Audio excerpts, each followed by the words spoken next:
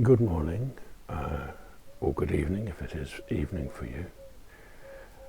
Today is Wednesday, the 27th of May, and we are, about 9 weeks, I think, or 10 weeks, I'm not sure, a couple of months, into the lockdown. I have to say that here in Glastonbury, nothing is really changing very much, because I tend to spend a lot of my time just here in the garden, in my sacred space, or working out in the garden. And Anjana is working at home on the arts agency work that she does. So for us, life has been pretty peaceful. I know it's not the case for everyone. However, whatever's happening outside, we can always have our connection with Krishna. Either in the outside world, we can see Krishna everywhere, or within. And here in the 9th chapter, we're now reaching verse number 6. In the 9th chapter, Krishna starts to speak about how he is present everywhere, with us all the time. So I'm just going to recap using my simple English edition of the Bhagavad Gita. Let me just read through these first few verses which we've already been looking at. Chapter 9, the most confidential knowledge. And it begins with a few verses which I've entitled, Hear My Secret. Verse 1, the Blessed Lord said, Arjuna, I will teach you the greatest secret, because you are willing to hear me with trust. Once you grasp this knowledge and its application, you will be released from all miseries. 2.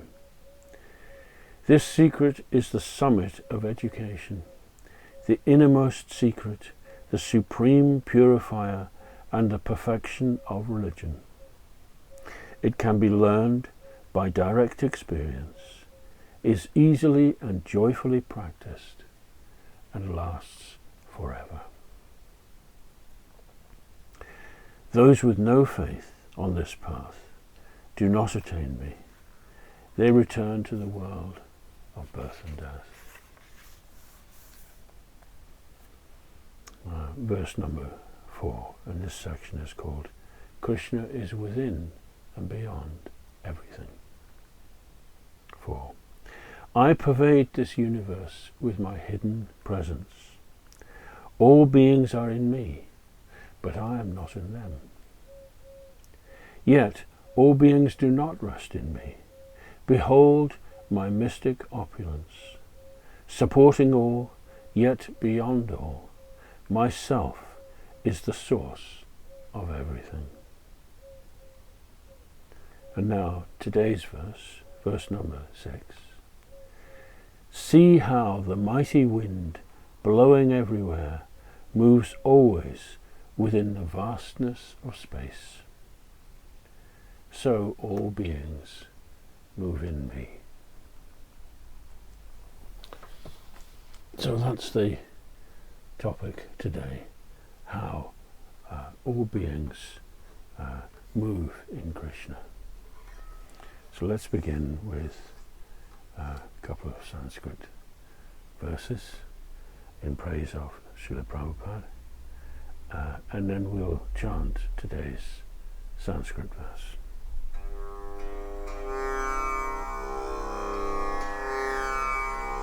Nama Om Vishnu Padaya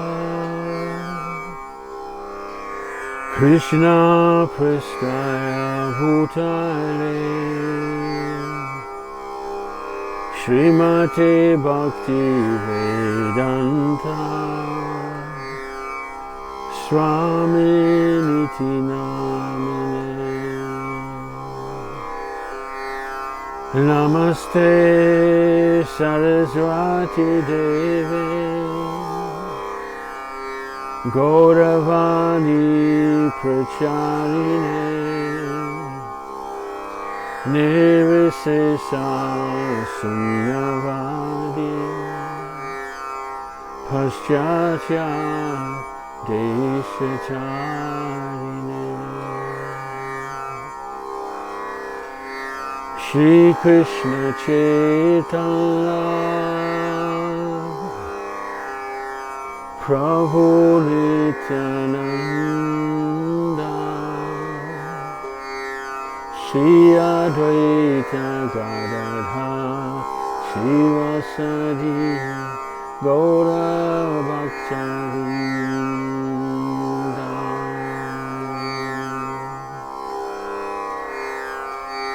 Hare Krishna,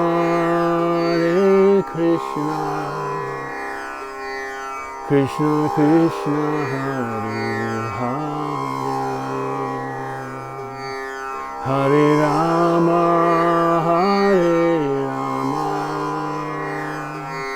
Rama Rama,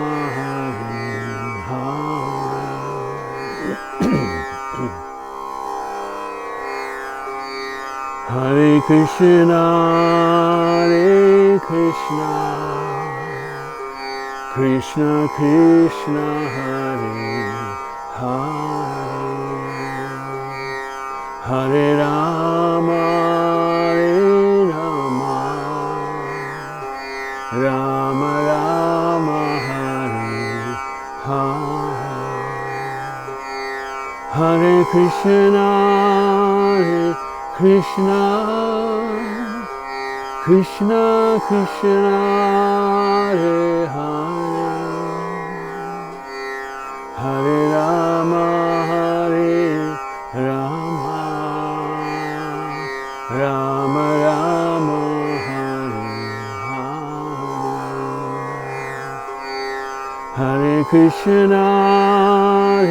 Krishna, Krishna Krishna, Hare Hare, Hare Rama,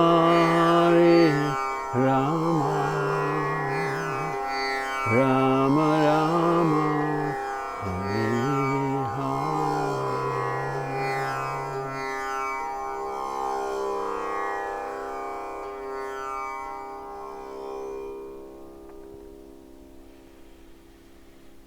So today's verse number 6 in chapter 9. Yata kasha stito nityam.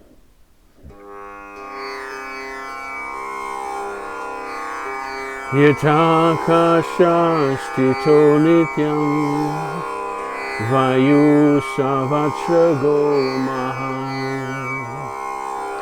tatar sarvani bhutani matstani tyupadaraya.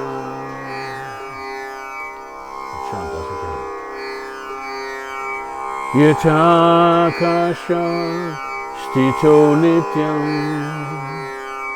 vayu savatra go mahan tatar sarvani bhutani matstani tyupadaraya.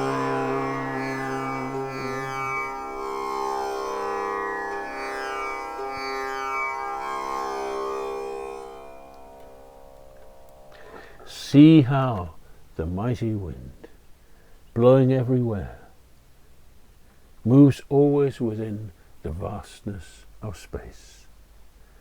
So all beings move in me. So let's look at the Sanskrit. Yata akashastita. Akash is one of the Sanskrit words for ether, the fifth element. And in this translation for this verse, Prabhupada used the word sky. But when he says sky, he doesn't mean, just the limited sky. He means the universal sky. So another word for this is space. So in Prabhupada's translation, as the mighty wind blowing everywhere always rests in ethereal space. Itakasha stito nityam. This Akash stito, this Akash, stito means, Akasha stito means situated in space. Everywhere around us is Akash, or ether, or space. And Krishna says, perpetually, nityam, everything is always situated in space. Vayu sarvatra go mahan, the mighty wind itself is blowing always in space. So we have, our own earthly atmosphere, which is the element of air. And the element of air sits within the element of ether. And here the element of air is called Vayu. Vayu generally is translated as the wind.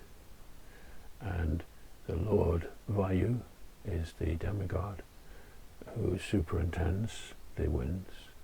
And so the wind is blowing all around the earth, but it is situated in space.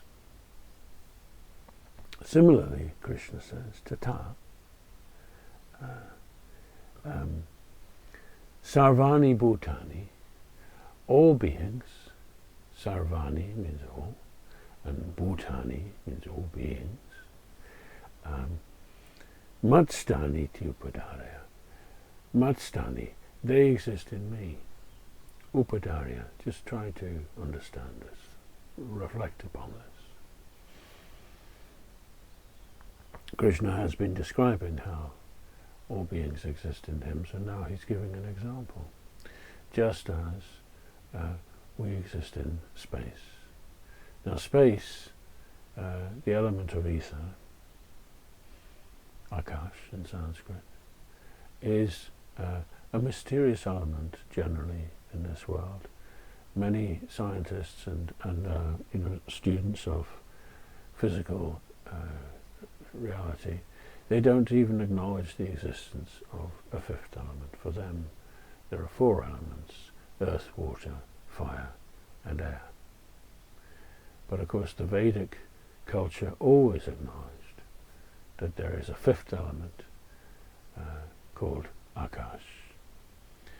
Even to the extent that in India, the national broadcasting company is called Akash Vani, Bharatiya Akash Vani, I think it's called, something like that. That it is transmitting Vani, the spoken word, through the Akash. And of course sound travels ultimately in the ether. It doesn't just travel in the air. Sound can travel in earth, it can travel in water, it can travel, I guess, in fire also, and it certainly can travel in air, so we get these sound waves. But ultimately, sound, we are told, in the Sankhya philosophy, sound travels through the ether. And ether has the capacity to carry not just sound waves, but also emotion. So for example, if I'm a filmmaker and I create a scene to project on the screen, the scene tends to come to life when I add music, because music carries emotion. And the same scene can appear, according to the quality of the music, it can appear very beautiful and romantic, or it can appear ominous and full of danger if I put that kind of music behind it.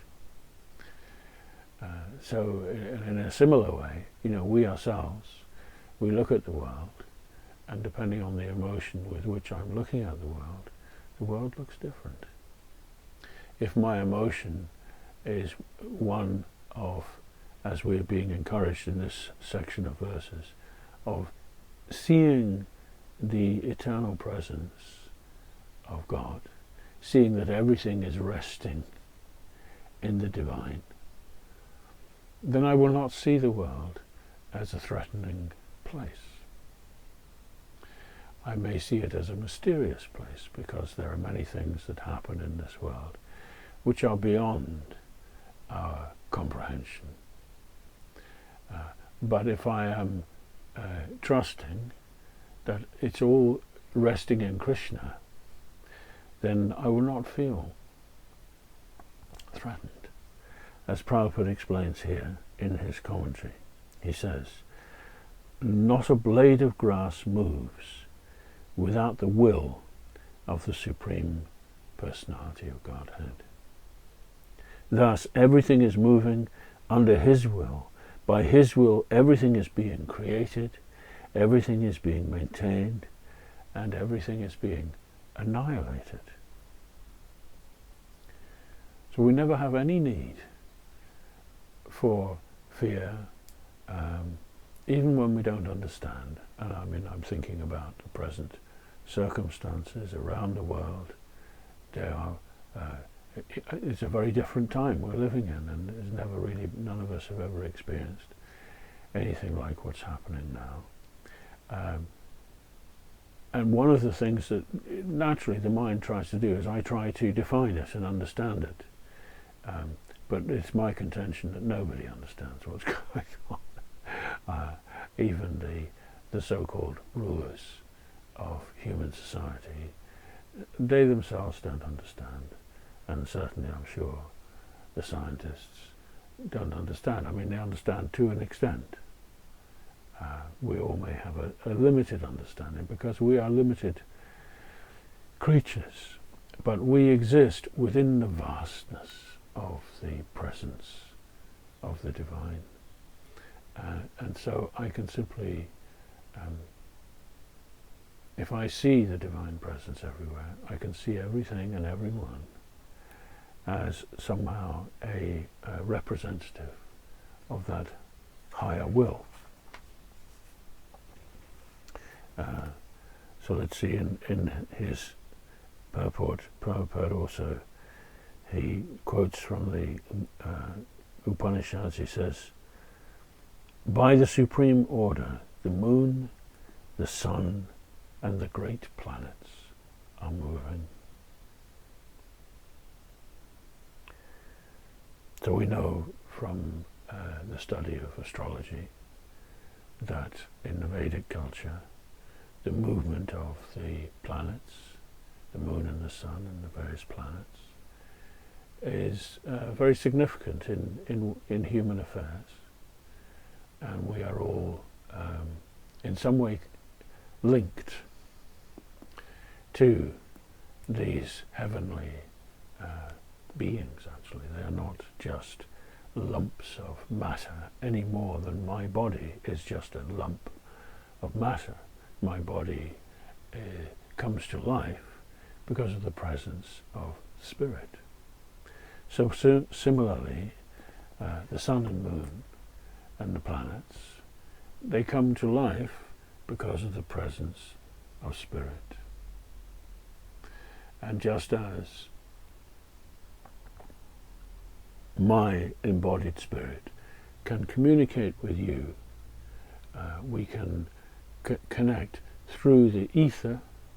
So in the same way, the heavenly bodies, they are also connected through the ether.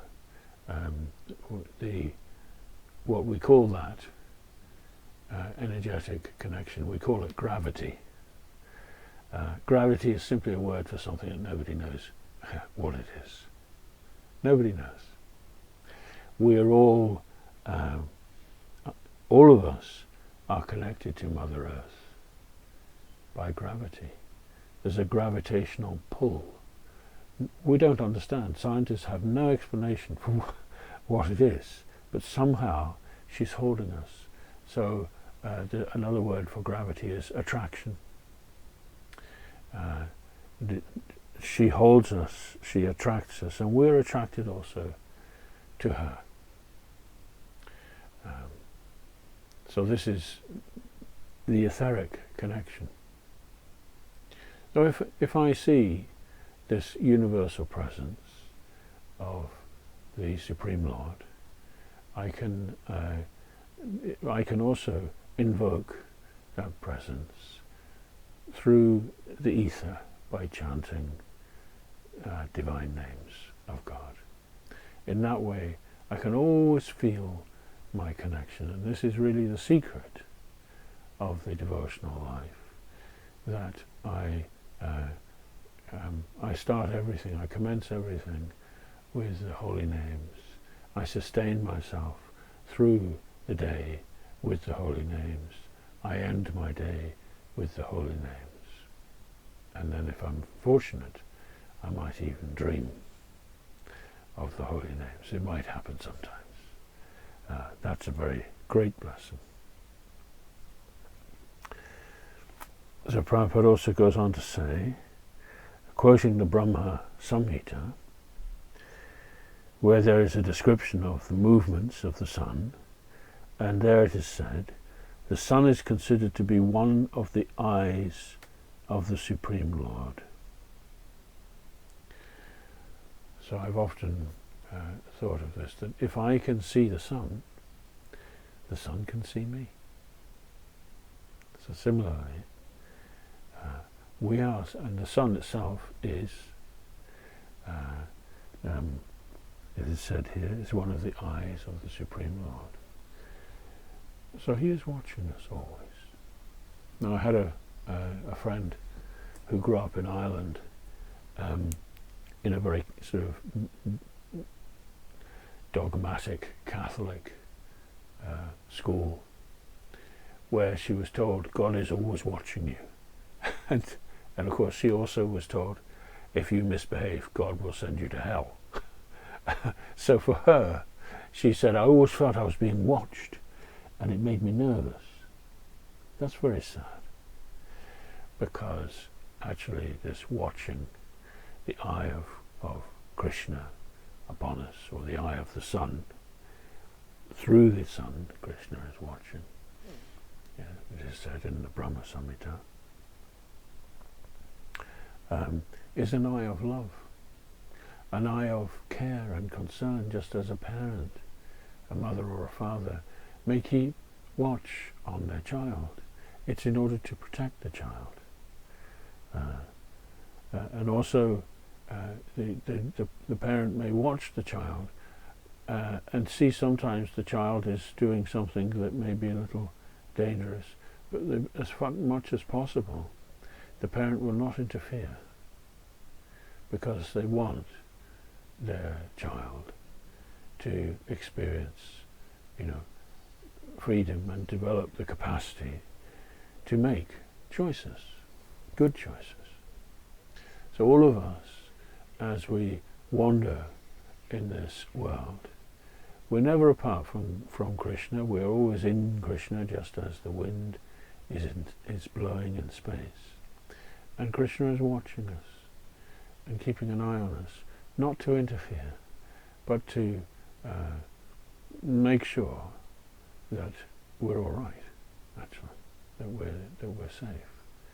And if we start to wander, once I have declared my wish to live close to Krishna, then if I wander as I may, then Krishna may sometimes come into my life in order to correct me, to guide me, because I've declared my intention. So finally, Prabhupada says, and the sun has immense potency to diffuse heat and light. Still, it is moving in its prescribed orbit. So the heat and the light of the sun is the source of all life, actually, on a material plane. We're completely dependent on the sun. And we tend to take it for granted, just as the divine presence, the presence of God. We are utterly dependent on God, but we tend to forget and to take that presence for granted. But here in the Brahma Samhita it is said that all these planets, the sun and the other planets, and all of us actually, we move by the supreme will of Govinda. That's the special thing about the Brahma Samhita. The regular refrain all through the Brahma Samhita, Govindam Adi Purusham Tamaham Bhajami. I worship the original person, Govinda. The Brahma Samhita makes it clear that this cosmic source of all life, this infinite power, is actually Govinda, who herds the cows and who plays his flute. Venam Kranvantam Aravinda Dalayatakshan. He has lotus eyes and he plays the flute, surrounded by millions of goddesses of fortune. There's wonderful descriptions in the Brahma Samhita. So we start our understanding of God from the realization that God is never everything is situated in the vastness of God. God is always watching me, and watching me with love. And ultimately God is more than an unlimited force.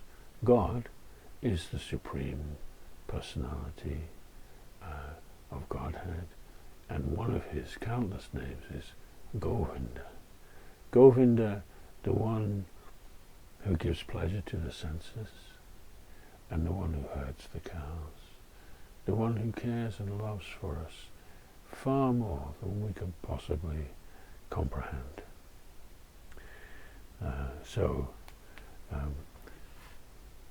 Prabhupada ends by saying, we find evidence in the Vedas that this material manifestation, which appears to us to be very wonderful and great, is under the complete control of the Supreme Personality of Godhead. This, he says, will be further explained in the later verses of this chapter. So here in chapter 9 we're going to explore how Krishna is present everywhere in a very loving and caring way, and how we can connect with Krishna through devotion. So this week I'm going to record during the course of the week a sort of exploration of kirtan. I've been asked to do that. So I don't know how long that will go on for. I'll have to see how Krishna moves me. But that will be added to my YouTube channel during the course of the week, if any of you are interested. And it's going to go on a wonderful website dedicated to kirtan. I can't quite know. I think it's called Kirtan Space. You might be able to look it up on Facebook or something. But I'll give the information when I come to record that. And it might also be worth mentioning that let's see, next on Monday I think is the 1st of June. So the following Sunday, I think it is, the first Sunday in June, I'm going to be giving a 2-hour workshop. I'm slightly apprehensive about that, I'm going to have to be interesting for 2 hours, which will be hosted by the London Radha Krishna Temple, Radha Londoneshwara Temple, and that will be on their website, and it'll be one of those things. It'll be a Zoom affair, so you have to actually log into it. I don't think afterwards. I don't think it will be available. It'll be live. So that's Sunday week, 10 days time, from 10 till 12. So you can check it out online. As we are all being encouraged to seek one another's company online, connected through the ether, which spreads everywhere. So I'm going to finish with a few mantras, but hopefully see you again soon. Thank you very much for joining me.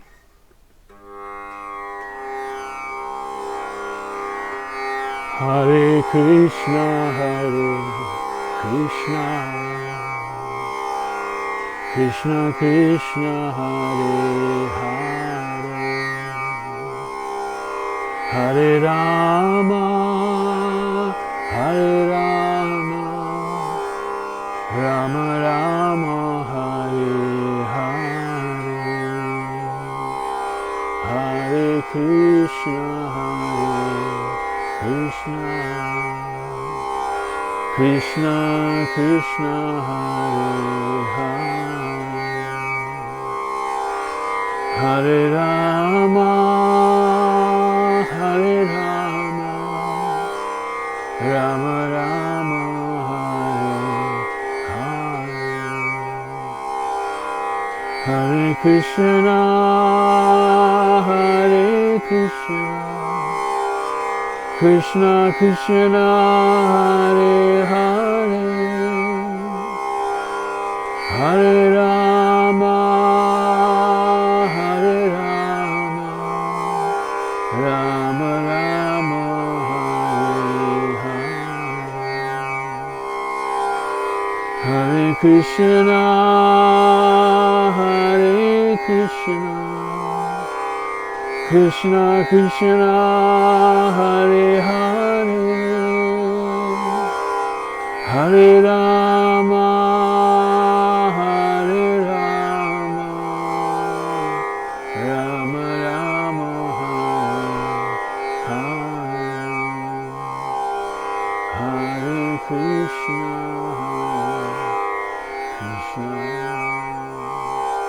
Krishna Krishna, Hare Hare, Hare Rama, Hare Rama,